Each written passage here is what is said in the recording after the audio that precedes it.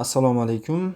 Ushbu mavzuda idrok va sezgi patologiyalarini faqat nazariy atamalar ro'yxati sifatida emas, balki klinik muloqot va amaliyotda aniqlanadigan real hodisalar sifatida atroflicha tahlil qilishga harakat qilamiz.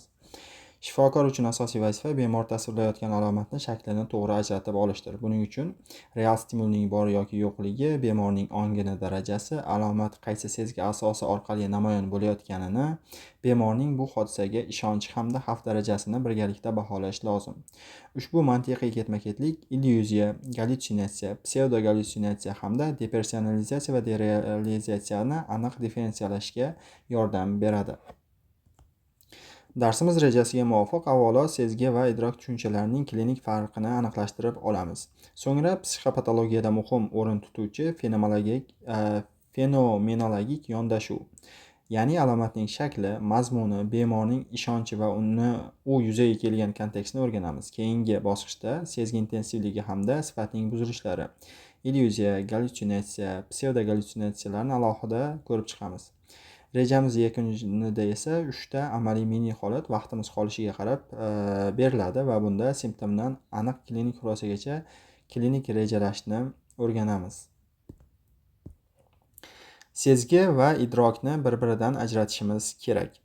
Sezgi bu reseptordan keladigan oddiy element signali hisoblanadi. Idrok esa shu signalni miyada tanib olish, tartiblash va unga ma'no berish jarayonidir. Sezgi buzilganda signalning kuchi, sifati va joylashuvi o'zgaradi. Idrok buzilganda esa real stimul noto'g'ri talqin qilinadi yoki mutlaqo real bo'lmagan idrok hodisasi paydo bo'ladi. Muloqotda esa asosiy klinik savolimiz bemor aynan nimani sezdi va unga qanday ma'no berdi degan tahlildan iborat. Fenomenologiya bemorning ichki kechinmalarini aniq tasvirlashga imkon beradi. Bunda alomatning shakli va mazmunini aralashtirib yubormaslik lozim. Dastlab alomat shaklini aniqlaymiz. Bu illyuziyami, gallyutsinatsiyami yoki sezgi buzilishimi? Keyin uning mazmunini, ya'ni ovoz nima deyotganini yoki tasvir nimaga o'xshashini, ya'ni ko'zga ko'rinayotgan tasvirning nimaga o'xshashini so'raymiz. Bemorning bu hodisaga ishonchi qanchalik yuqoriligini va u qaysi kontekstdaligini, masalan, isitma, stress yoki turli xil moddalar ta'sirida bo'layotganini, yuzaga kelganini o'rganamiz. Yakunda esa alomatni oqibatlarini, xavf darajasi, bo'ysunish harakatlari va ijtimoiy funksiyani pasayishini baholaymiz. Idrok jarayoni bosqichma-bosqich kechadigan yaxlit zanjirdir. Dastlab stimul paydo bo'ladi va u reseptorlar orqali qabul qilinadi. So'ngra diqqat va ong darajasi bu ma'lumotni qayta ishlash sifatini belgilaydi. 4-bosqichda signal miya tomonidan talqin qilinadi va yakunda tegishli klinik hamda xulq-atvor javobi shakllanadi. Ushbu zanjirni tahlil qilish orqali birinchi va eng muhim klinik savolga javob topamiz. Jarayonda real stimul mavjudmi yoki yo'qmi? Sezgi intensivligi buzilishlarida signalning kuchi o'zgaradi. Masalan, giperesteziyada odatda ta'sirlar o'ta kuchli sezilsa, giperakkuziyada oddiy tovushlar chidab bo'lmas darajada baland eshitiladi. Giperesteziyada sezgirlik pasayadi, anesteziyada esa ma'lum sohada sezgi butunlay yo'qoladi. Shifokor bu belgilarni ketida turgan klinik yo'nalishda, ya'ni nevrologik va somatik sabablarni yoki panika hamda moddalar ta'sirini to'liq baholashi va shunga qarab keyingi choralarni belgilashi kerak. Sezgi sifati buzilganda bemor o'zidagi kechinmalarni noodatiy tarzda tasvirlaydi. Masalan, parasteziyada uvishish yoki chumoli yurishiga o'xshash sezgilar kuzatiladi. Dizesteziyada esa har qanday teginish yoqimsiz va og'riqli bo'ladi. Sinestopatiyada bemorda tana a'zolarini tushuntirish qiyin bo'lgan g'alati sezgilardan shikoyat qiladi. Tana sxemasi buzilganda esa a'zolarning kattalashgani yoki o'zgarganini his qiladi. Tekshiruv davomida bu sezgilarning joylashuvi, davomiyligi, nevrologik belgilar va dori vositalarining ta'siri doimiy ravishda o'rganiladi. Ko'rish idroki buzilganda obyektning shakli va hajmi buzilib idrok etiladi. Mikropsiya.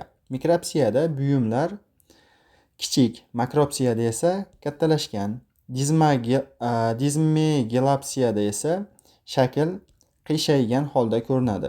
Bu holatlar ko'pincha migren aurasida, epilepsiyada, intoksikatsiya va deliriyoz kontekstida ko'proq uchraydi. Shuning uchun ko'rish o'tkirligini va qo'shimcha nevrologik belgilarni tekshirish differensial diagnostika uchun juda ham muhim hisoblanadi. Illyuziya. Illyuziya bu real stimulni noto'g'ri talqin qilish. Illyuziyaning asosiy belgisi real obyekt yoki stimulning mavjudligidir. Buni eslab qolishimiz kerak. Bu yerda buzilish uni talqin qilinishida, ya'ni miya mana shu stimulni noto'g'ri talqin qiladi. Masalan, soya odamga o'xshab ko'rinishi mumkin. Diqqatni jamlab, e'tibor bilan qaralganda bu xato ko'pincha, ya'ni xato talqin ko'pincha yo'qoladi. Masalan, soya odamdek ko'rinishi mumkin bir qarashda, lekin yaxshilatib e'tibor berilsa, uni soya ekanligini aniqlaydi. Illyuziyalar charchoq, qo'rquv va deliriy holatlarida ko'pincha uchraydi.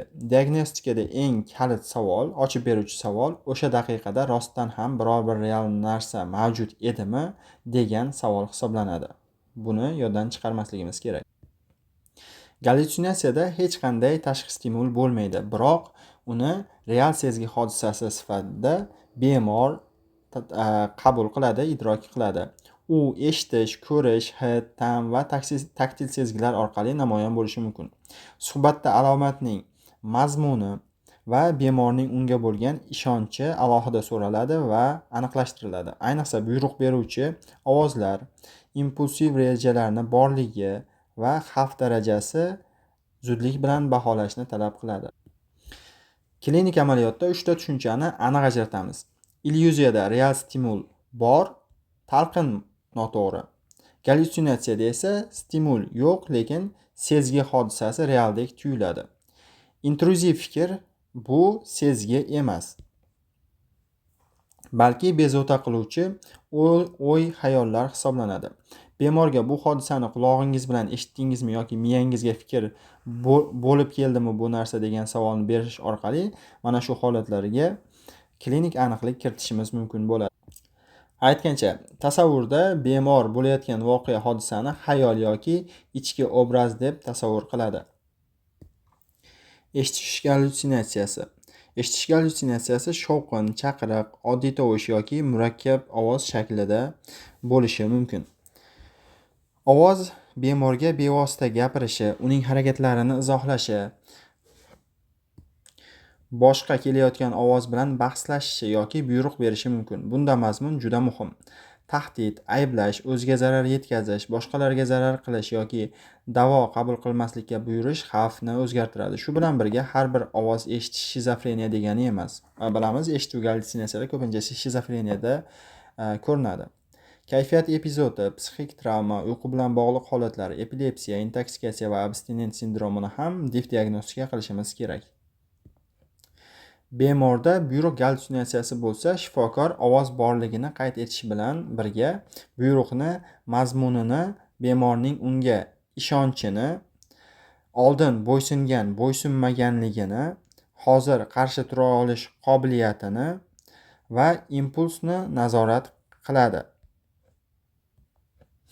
Agar ovoz o'ziga yoki boshqalarga zarar qilishni buyursa, vosita, reja va niyat aniq bo'lsa, modda yoki alkogol ta'siri, qo'zg'alish va ijtimoiy nazorat alohida baholanadi.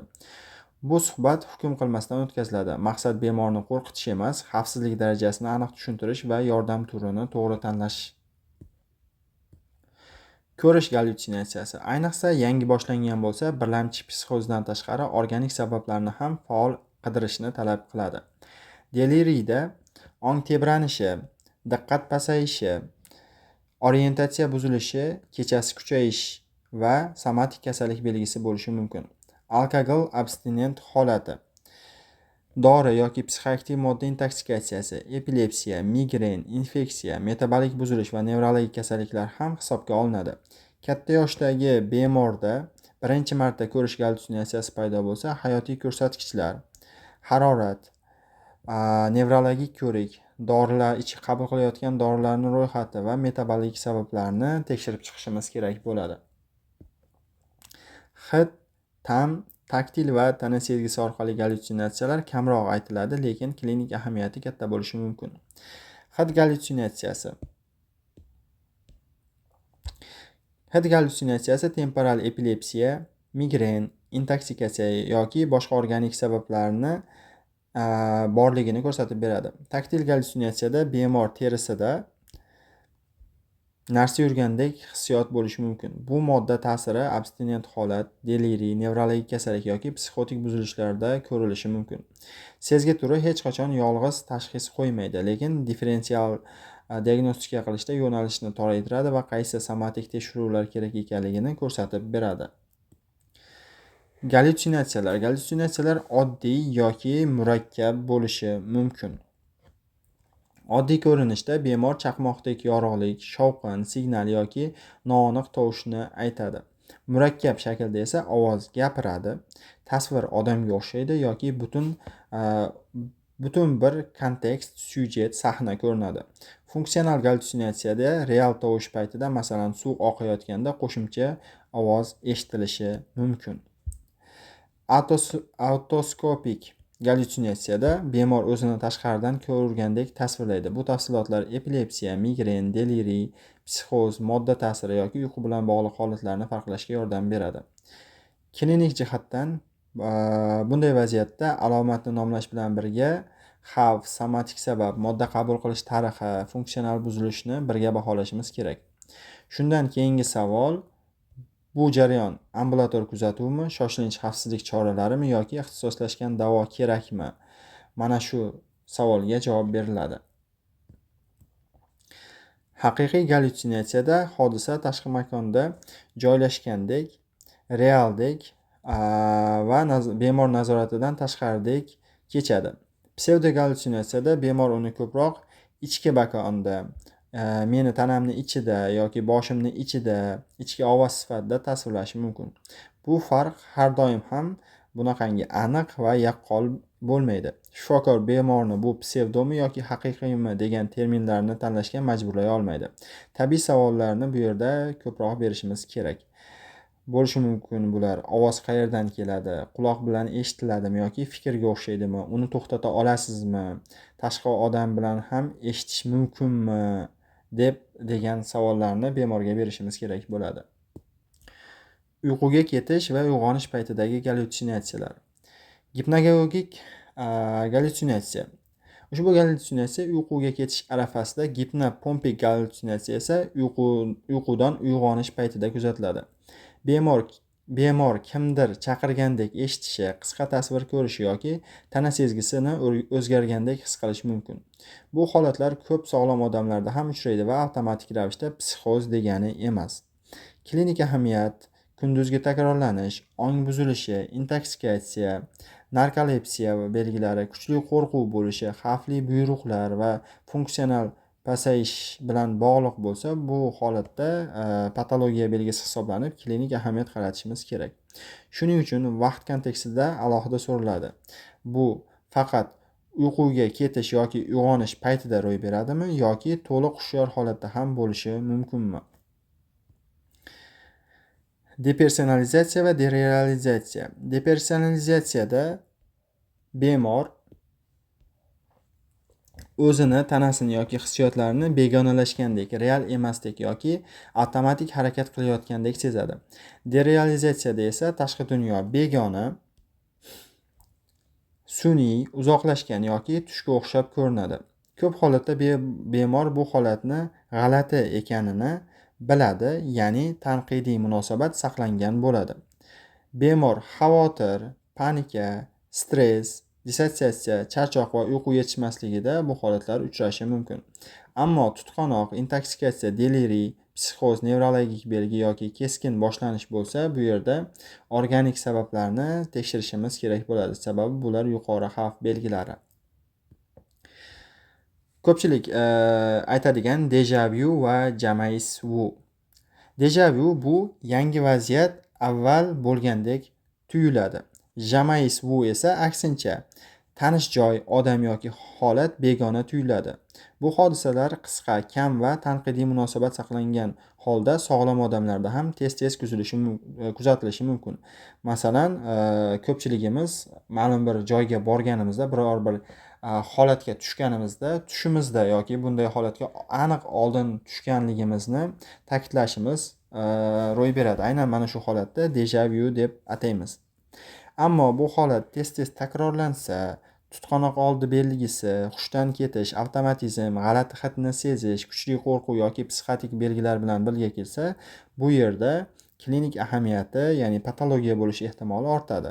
Shifokor bu yerda davomiylikni, chastotani, ya'ni takrorlanish chastotani, ong o'zgarishini, bemorda turli xil harakatlar yoki keyingi charchoq va nevrologik belgilar, masalan, tutqanoq bor yoki yo'qligini aniqlashi kerak.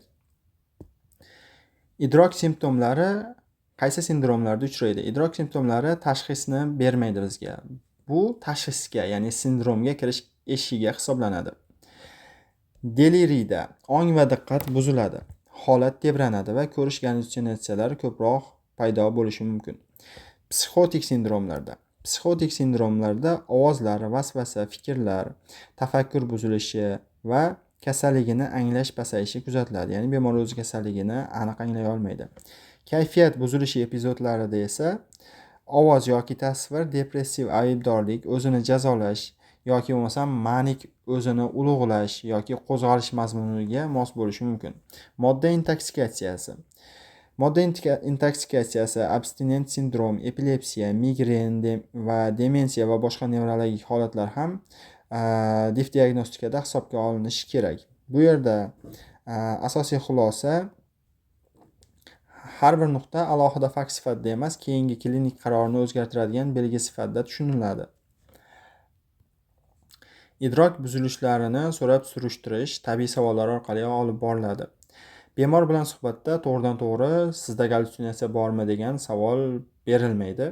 Bemor terminni tushunmasligi yoki qo'rqib inkor qilishi mumkin agar terminni tushunsa. Tabiiy savollar bu yerda aniqroq yordam beradi. Ba'zan boshqalar eshitmaydigan ovozlarni eshitasizmi degan savol bo'lishi mumkin. Bu ovoz qayerdan kelgandek tuyuladi deyishimiz mumkin. Bu orqali joyini aniqlaymiz. Va o'sha paytda nimani ko'rasiz? O'sha paytda real narsa bor edimi degan savol berishimiz mumkin. Bu bizga illyuziya bilan gallyutsinatsiyani ajratib olishga yordam beradi. Bundan tashqari, diqqat bilan qaraganda mana shu narsa yo'qoladimi deb savol berish ham illyuziyani gallyutsinatsiyadan ajratishga yordam beradi. Keyingi savol bo'lishi mumkin, qachon boshlanadi, qancha vaqt davom etadi? Mana shular. Va bundan tashqari bemordan so'rashimiz mumkin, bu sizga buyruq beradimi? Masalan, gallyutsinatsiya bo'lsa, buyruq beradimi? Yoki bo'lmasam xavf mavjudmi? Va yana bitta asosiy omil mavjud savol berishda. Har bir savol hukm qilmasdan sokin ohangda berilishi kerak bemorga. Sababi bu yerda asosiy maqsad bemorni sharmanda qilish emas, alomatni shaklini, xavf darajasini va differensial yo'nalishni aniqlab olish. Yuqori xavf belgilari. Idrok va sezgi patologiyasida yuqori xavf belgilarini o'tkazib yubormaslik kerak. Ong buzilishi, orientatsiya pasayishi, diqqatni chalg'ishi va soatlab tebranadigan holat deliriy ehtimolini oshiradi. Isitma, bosh og'rig'i, tutqanoq, fokal nevrologik belgi, yangi dorini qabul qilish, alkogol yoki psixoaktiv modda qabul qilish, abstinent holat, metabolik buzilishlar organik sabablarni faol tekshirishni talab qiladi. Bundan tashqari, buyruq ovozlari, ya'ni ovozlar buyruq xarakterida bo'lsa, suitsid mazmunidagi yoki zo'ravonlik tahdidi yoki asosiy ehtiyojlarni bajara olmay qolish, ya'ni bemor o'ziga o'zi g'amxo'rlik qila olmay qolsa, shoshilinch yordam talab qiladi. Xavfsizlik belgisi bor bo'lsa, ya'ni joyda suhbatning maqsadi faqat tashxis qo'yish bo'lmaydi, darhol himoya choralarini belgilash kerak. Ya'ni bemor o'ziga shikast yetkazishi mumkin yoki atrofdagilarga shikast yetkazishi mumkin. Mini case.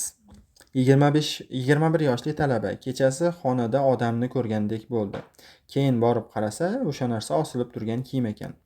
Imtihondan oldidan bola talabani imtihoni bor, imtihon oldidan uyqusiz kechalar o'tkazgan va imtihon haqidagi xavotirlari juda ham kuchaygan, lekin bola bilan gaplashganimizda ong ravshan va boshqa psixotik belgilar yo'q. Savol: bu holat illyuziyami, gallyutsinatsiyami? O'ylab ko'ring, bugungi mavzularimizni ochib takrorlang. Vaqt ketdi.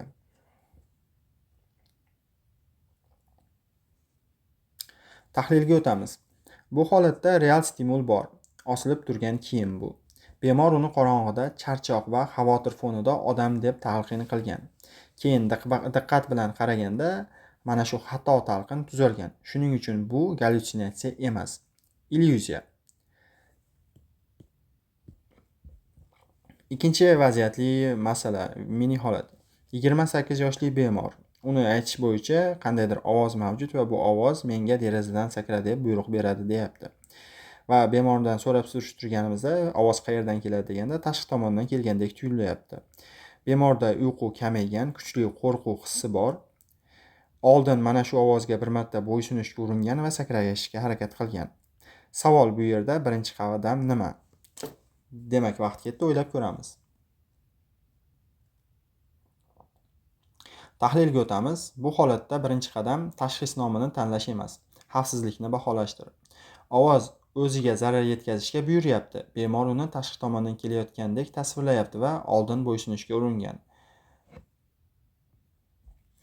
Va yana e'tibor qiladigan bo'lsak, bemorda uyqu kamaygan va kuchli qo'rquv mavjud. Va oldin bir marta bunga bo'ysunishga ham harakat qilgan. Demak, suitsidga harakat bor. Ya'ni ovoz menga derazadan sakra deyapti. Bu holatda bemordan yana qilish maqsadi bormi va qanday bajarishni kerakligini, ya'ni bajarish taktikasi bor yoki yo'qligini so'rab surishtirishimiz kerak va shunga qarab turib xavf darajasini aniqlaymiz va biz kuzatuvni olib borishimiz kerak bo'ladi. Agar holat og'ir bo'ladigan bo'lsa, ixtisoslashgan davo berib bemorni olib qolish kerak. Ya'ni o'ziga uyga javob berib yuborish mumkin emas. Idrok buzilishlarida amaliy algoritm 5 ta qadamdan iborat. Birinchi qadamda real stimul bor yoki yo'qligini aniqlashimiz kerak.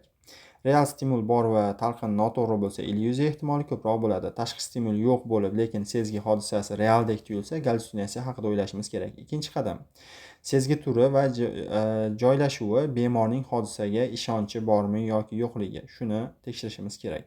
Uchinchi qadamda ong, diqqat, orientatsiya va holatning vaqt bo'yicha tebranishini ko'rib chiqamiz. To'rtinchi qadamda modda, dori, nevrologik va somatik sabablarni diagnostika qilishimiz kerak. Beshinchi qadamda xavfni baholashimiz kerak, sindromni aniqlashimiz kerak va yordam turini tanlashimiz kerak. Ya'ni ambulator kuzatuv kerakmi yoki maxsus ixtisoslashgan yoki shoshilinch yordam kerakmi? Va albatta hammasini aniq qayd etib hujjatlashtirishimiz kerak. Hujjatlashtirishda faqat simptomlarni, ya'ni gallyutsinatsiya bor, illyuziya bor deb yozilmaydi. Bemorning o'z so'zlari qisqa keltiriladi. Keyin fenomenologiya bo'yicha yoziladi, ya'ni tashqi stimul borligi yoki yo'qligi, qaysi sezgi turi orqali namoyon bo'layotganligi, qayerdan kelayotganligi, bemor bunga qanchalik ishonishi yoziladi. Keyin kontekst qayd etiladi. Bu yerda uyqu oralig'ida bo'lyaptimi, modda yoki dori ta'siri ostida bo'lyaptimi, ong yoki orientatsiya o'zgarishi bormi, isitma, nevrologik belgilar bemorda bormi, kayfiyatdagi o'zgarishlar bormi yoki vasvasa, ya'ni yopishqoq fikrlar mavjudligi. Agar buyruq yoki xavfli mazmun bo'lsa, darhol reja qilinadi. Bu yerda qanday vosita yordamida qilinishi, niyat va impuls himoya omillarini yozib ko'rishimiz kerak.